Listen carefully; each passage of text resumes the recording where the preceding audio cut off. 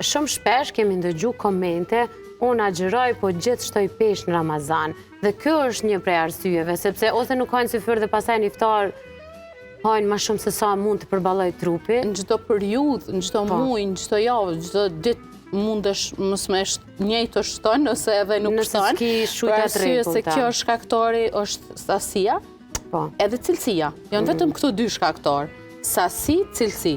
Nëse na zgjedhim për shembull edhe pse janë shëndetshme, me marrë shumë sasi, kemi marrë shumë kalori dhe gjatë Ramazanit normal që ato kemi pak më vështirë me hek, për shkak që ditën s'është që mujë me bo shumë aktivitet fizik, jemi pak më pasiv për shkak atë lodhjes që ndim sidomos në fillim, edhe në të njëjtën kohë për shembull, edhe nëse janë të shëndetshme faktikisht, ka me ndiku me shtu pesh, nëse rrit sasin.